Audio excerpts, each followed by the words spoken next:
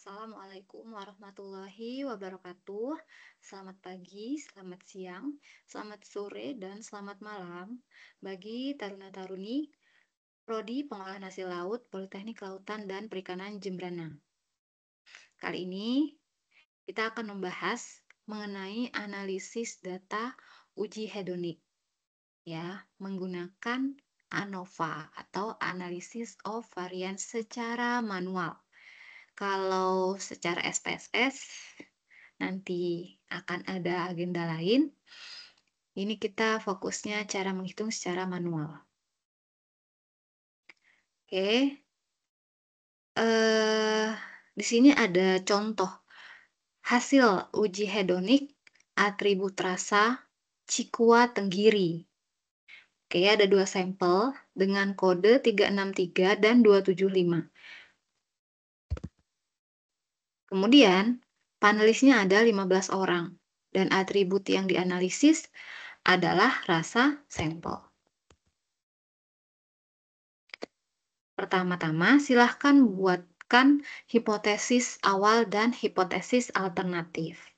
H0 secara umum matematisnya ya, persamaan matematisnya mu sama dengan mu 0. Kalau pernyataannya berarti tidak ada perbedaan rasa antara sampel.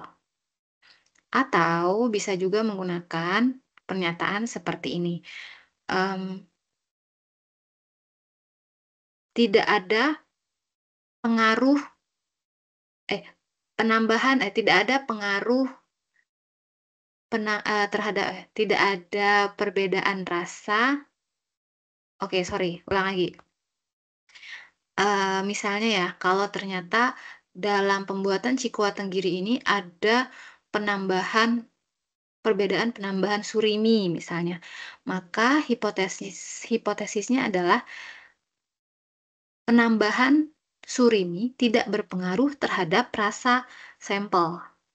Itu bisa menjadi pernyataan hipotesis awal atau hipotesis H0. Kalau matematisnya mu sama dengan mu 0. Tidak ada perbedaan rasa antara kedua sampel.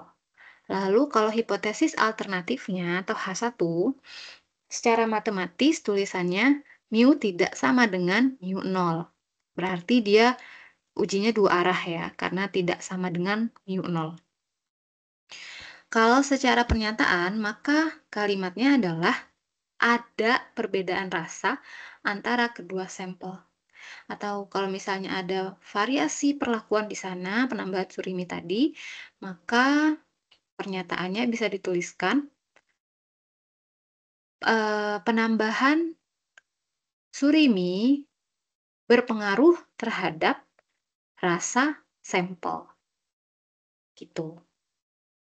Jadi H0 itu tidak ada perbedaan, H1 itu ada beda. Ya.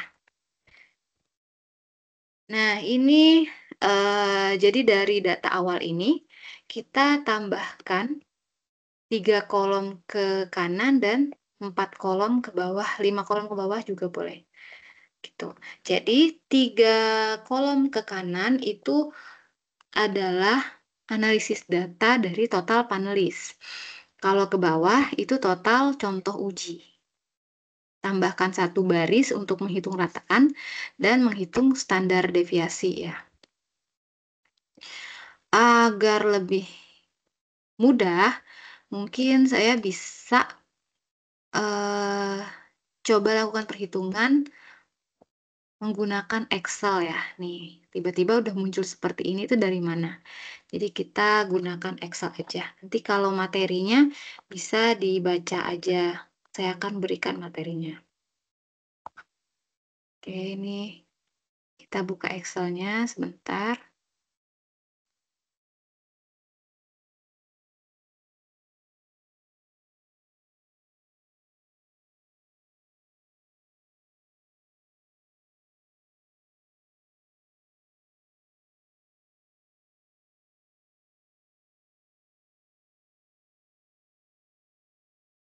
Ya, mungkin layarnya sudah bisa terlihat ya.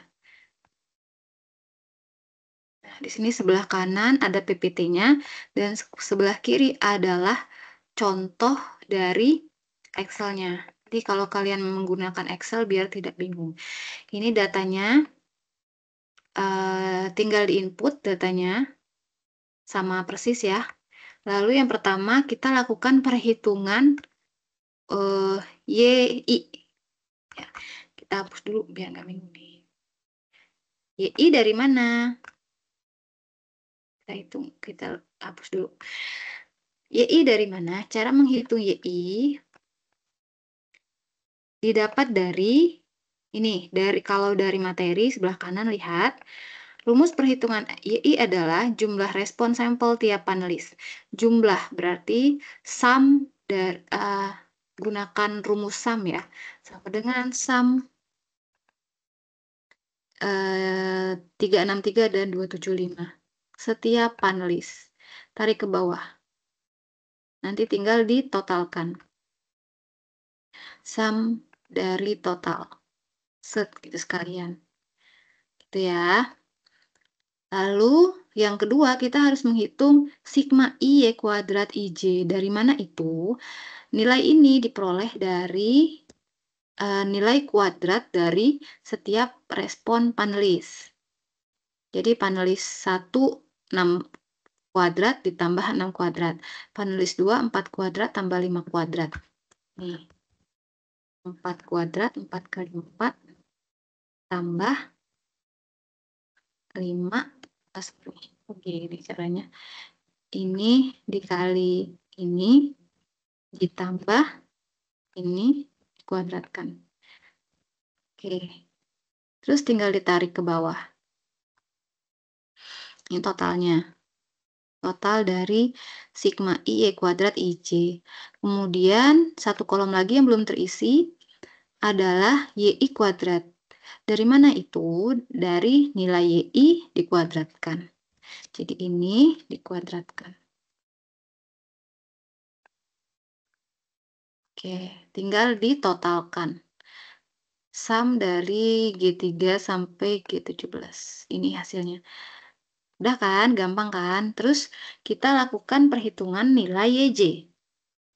YJ itu dari mana? YJ itu dari total satu sampel ini. Sebanyak 15 panelis. Berarti tinggal di-sum, di-drag panelis 1 sampai 15. Tinggal di-drag juga ke kanan. Oke. Untuk menghitung YJ dari 275. Lalu, lakukan perhitungan pula untuk total sigma I kuadrat IJ yang ini. Caranya bagaimana? Caranya dari kuadrat sama seperti menghitung sigma I kuadrat IJ ini. Jadi hitungnya satu-satu.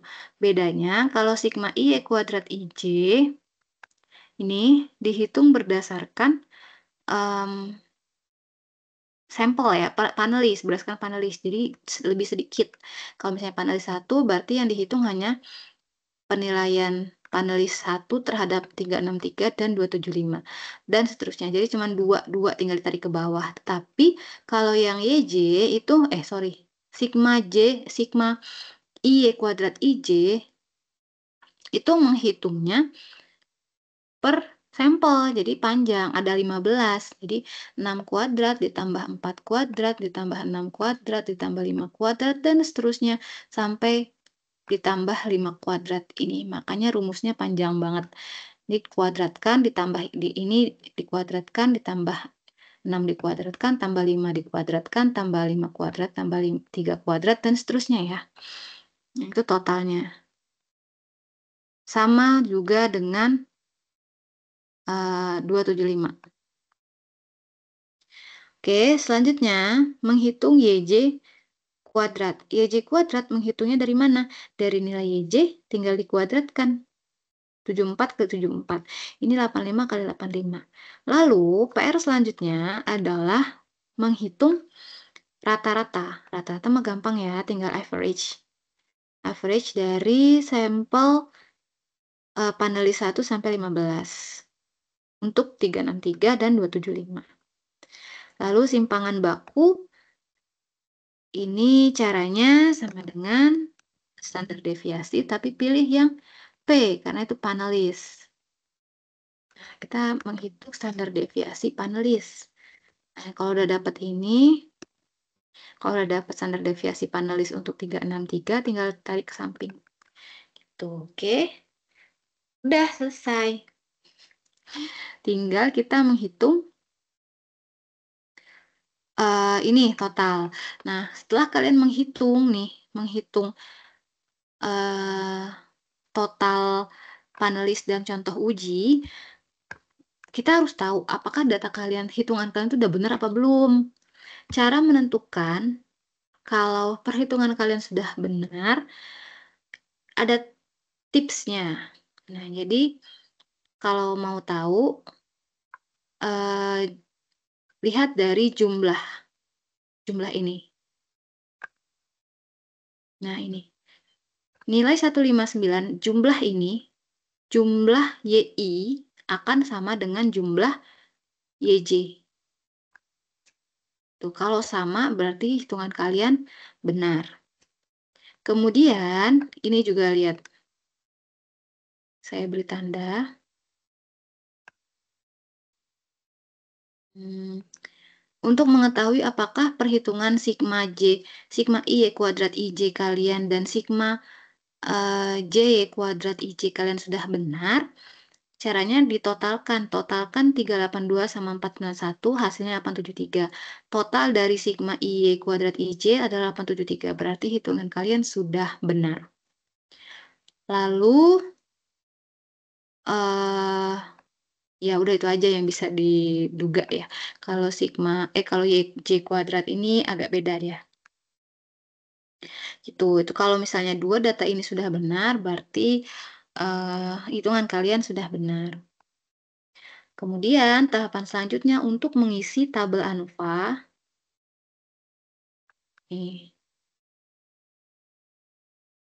Sebelum kita ke ANOVA, kita jadi ini, yang penting sudah diisi semua ini. Sebelum ke ANOVA, kita hitung dulu standar deviasi. Nah, standar deviasi kan secara manual ini rumusnya. Akar dari sigma X I min X bar kuadrat. X itu dari mana? Dari setiap sampel ini. 6 dikurang X bar rata-rata. 6 dikurang 4,93 dikuadratkan. Ditambah 4 dikurang 4,93 dikuadratkan. 6 dikurang 4,93 dikuadratkan terus sampai 5 minus 4,93 dikuadratkan dibagi jumlah data. Ada 15 panelis kan? Dibagi 15 sama dengan 1,06.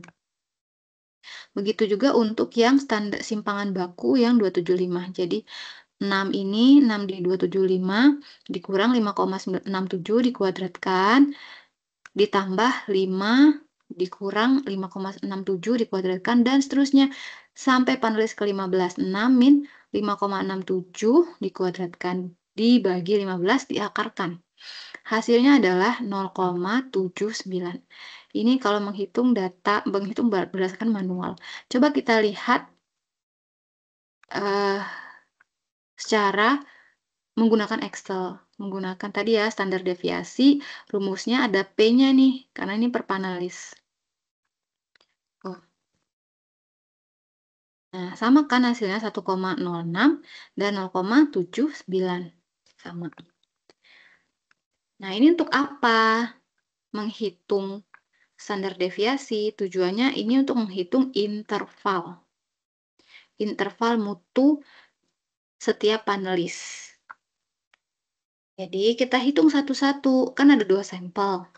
Kita hitung dulu yang untuk sampel 363. Jadi dalam menghitung interval, rumusnya ini, X bar min 1,96 dikali standar deviasi per akar N, kurang dari sama dengan mu, kurang dari sama dengan X bar plus 1,96. Oke, bentar. 1,96 dikali S per akar N.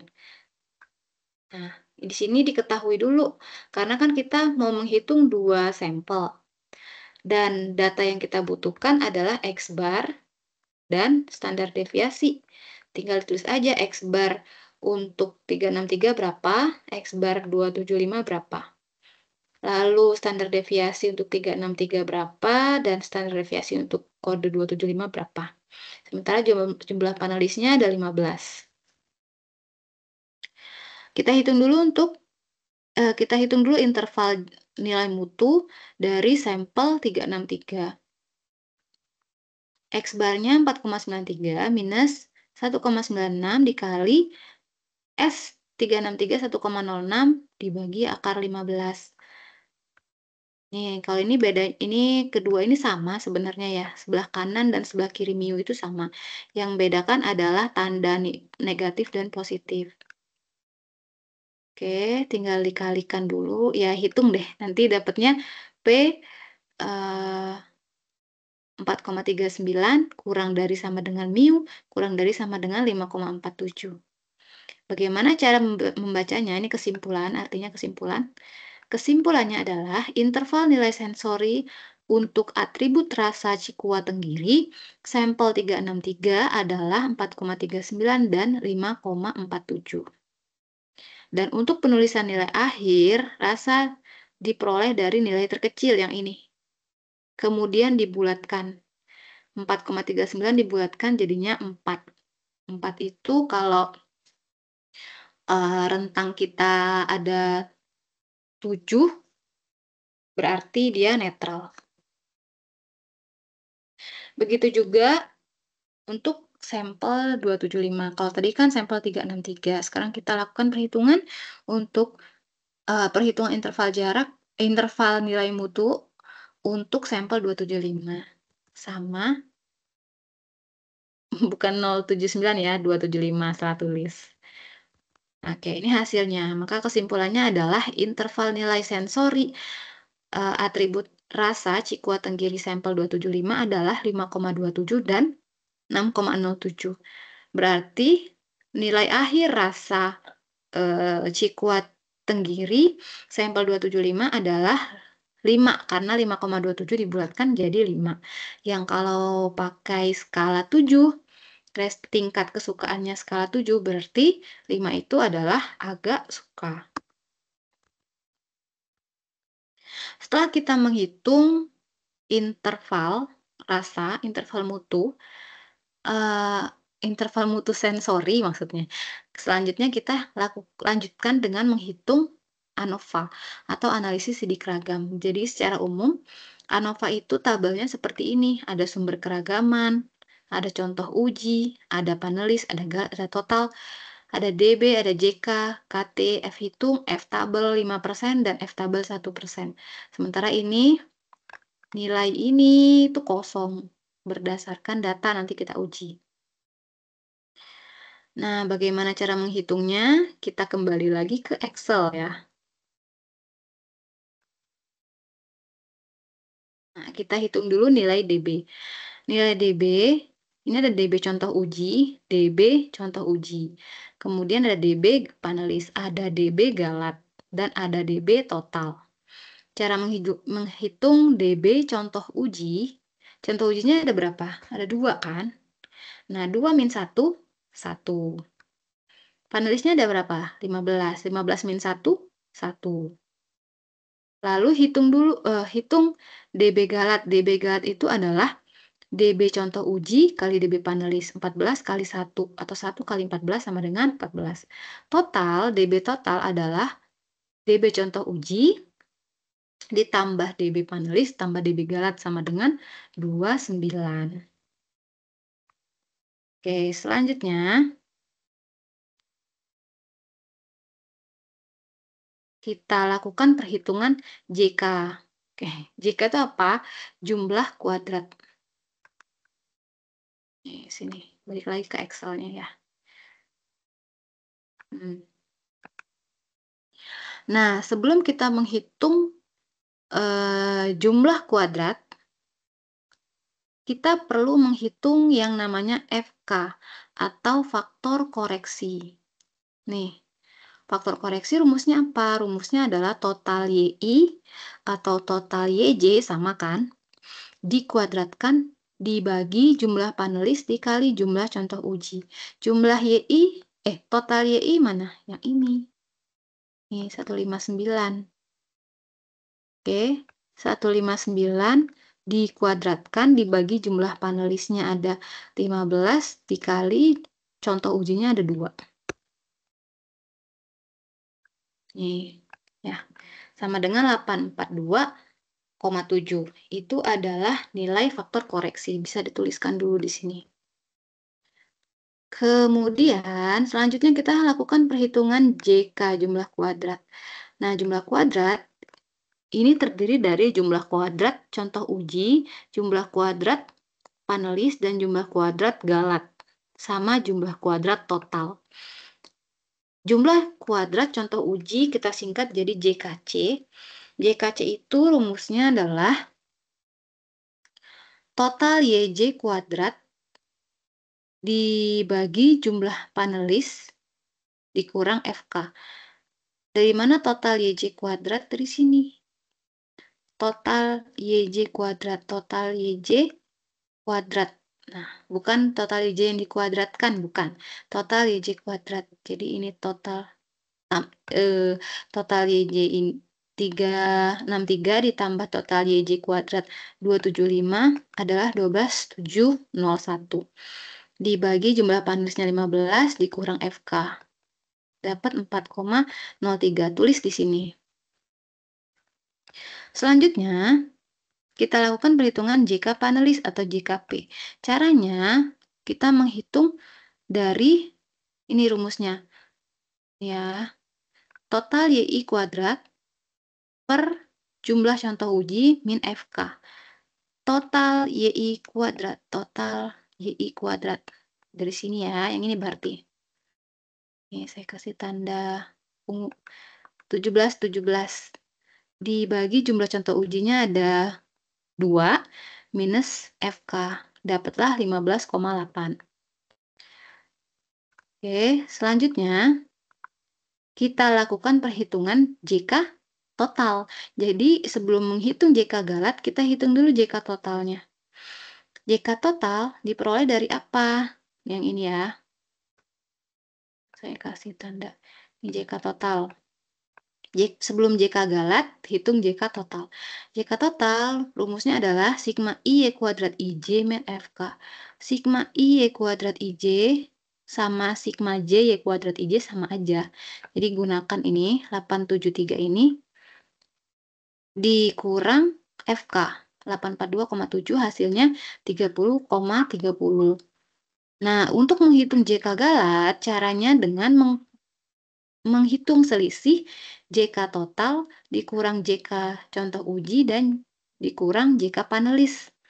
Jadi tinggal 10,47. Selanjutnya kita lakukan perhitungan KT. KT itu apa? KT itu adalah kuadrat tengah. Kuadrat tengah dihitung dari mana? Kuadrat tengah itu ada 3 jenis. Ada kuadrat tengah contoh uji, ada kuadrat tengah panelis, dan ada kuadrat tengah galat.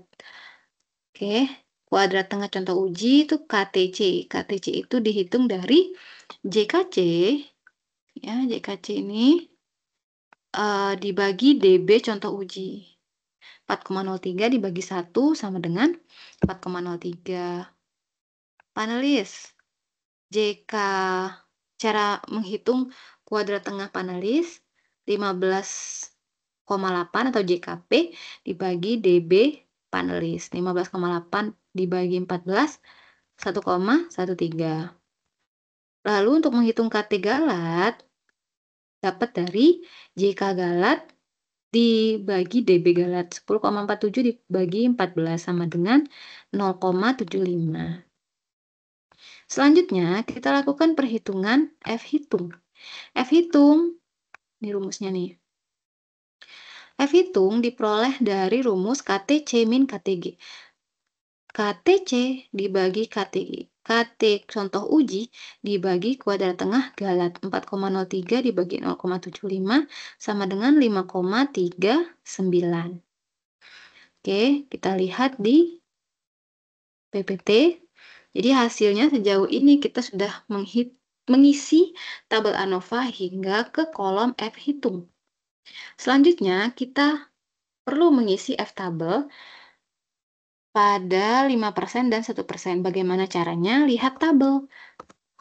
Nah, tabelnya berbeda dengan uji T. Oke, beda dengan uji T. Jadi kalau uji T kan tabel distribusi T. Kalau uji F ada distribusi F, probability points of F distribution. Cara bacanya gimana? Nah, di sini kan ada V1, saya tandai dulu. Ini ada V1, di sini ada V2.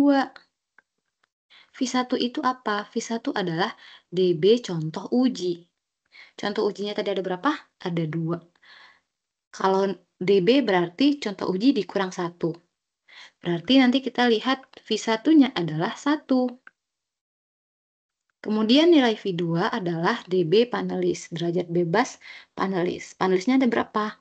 Ada 15. Kalau kita menghitung DB berarti nilai panelis, jumlah panelis 15 minus 1. Berarti 14. Kita lihat berapakah nilainya. Nilainya adalah 4,6. Itu untuk alfa 0,05. Nah, untuk tabel alfa dan tabel 0,01 itu berbeda. Beda juga dengan tabel 0,1. Beda juga dengan tabel yang lain. Pokoknya tabelnya itu banyak. Nah, kita bisa ngisi nih di ANOVA. Tabel ANOVA tadi berarti alfa 0,05 itu 4,6. Sekarang kita lakukan perhitungan 0,01 sama V1-nya 1, V2-nya 14, berapa? 8,86. Nah, berarti di sini bisa ditarik kesimpulan secara nggak langsung ya, bahwa semakin tinggi tingkat kepercayaan, kan 0,01 berarti tingkat kepercayaannya 99% ya. Nah, semakin tinggi tingkat kepercayaan, maka nilai F-nya itu semakin tinggi juga. Ini kita bisa bandingkan. Nah, kita tulis dulu nih. Tadi kan 4,6, yang 5% dan 1% 8,86. Nah, kesimpulannya adalah nilai F hitung kita kalau dibandingkan dengan F tabel, dibandingkan dengan 5% dulu. F hitung kita itu lebih besar daripada F tabel pada 5%, tetapi tidak lebih besar dari F tabel 1%, ya kan? Nah, ini adalah cara bacanya. Kalau F hitung kita lebih besar daripada F tabel, F hitung lebih besar dari F tabel, maka H0-nya ditolak, H1 diterima. Berarti ada perbedaan antar sampel. Oke. Kalau misalnya, nah kita lihat di sini. Kita lihat di sini. F hitungnya kan lebih besar dari 5% ya.